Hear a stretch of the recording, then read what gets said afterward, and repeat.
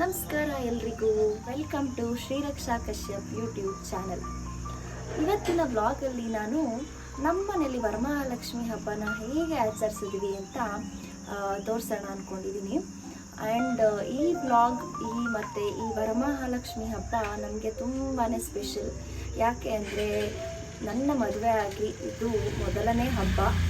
ಈ ಹಬ್ಬದ ಪ್ರಿಪ್ರೇಷನ್ಸ್ ಎಲ್ಲ ಹೇಗೆ ಅಂತಂದರೆ ಒಂದಿನ 2 ದಿನದಿಂದ ಶುರುವಾಗಲ್ಲ.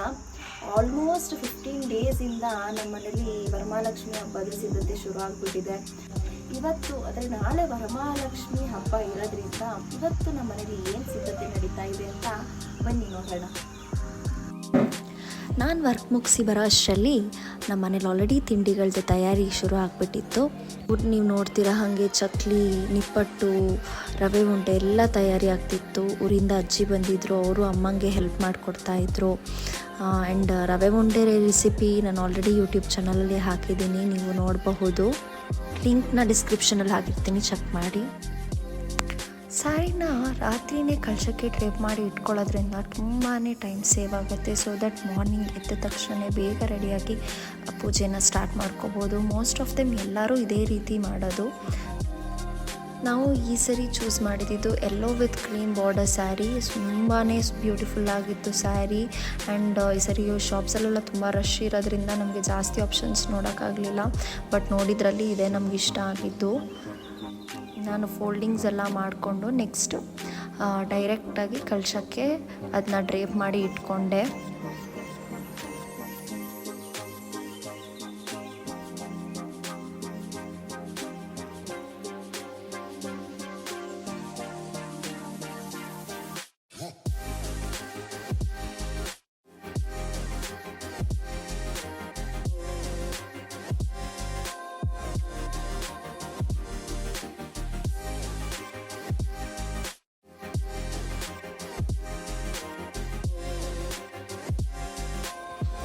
ಕಳಶಕ್ಕೆ ಸ್ಯಾರಿನ ಡ್ರೇಪ್ ಮಾಡ್ಕೊಂಡ್ಮೇಲೆ ದೀಪಗಳನ್ನೆಲ್ಲ ಜೋಡಿಸಿ ದೇವಿಗೆ ಏನೇನು ಆಭರಣಗಳನ್ನ ಹಾಕಬೇಕು ಅಂದ್ಕೊಂಡಿದ್ವಿ ಅದನ್ನೆಲ್ಲ ಅಲಂಕಾರ ಮಾಡಿ ಅರಿಶಿನ, ಕುಂಕುಮ, ಅಕ್ಷತೆ ಎಲ್ಲನೂ ತಯಾರಿ ಮಾಡಿಟ್ಕೊಂಡು ನೀವೇ ನೋಡ್ತಾ ಇದ್ದೀರಾ. ಇಷ್ಟೆಲ್ಲ ಮಾಡೋ ಅಷ್ಟರಲ್ಲಿ ಟೈಮ್ ಆಲ್ರೆಡಿ 2 o'clock ಆಗಿಬಿಟ್ಟಿತ್ತು.